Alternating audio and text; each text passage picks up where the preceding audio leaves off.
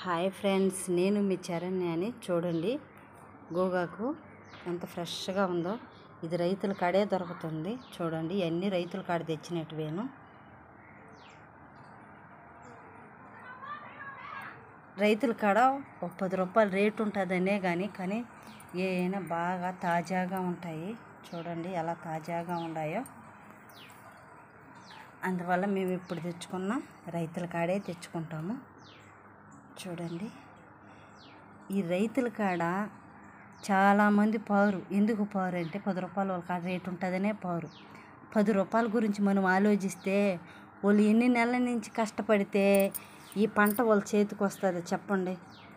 వాళ్ళు అందులోకి నిద్ర లేకుండా 2 గంటల నుంచే ఉంటుందంట రైతు బజారు.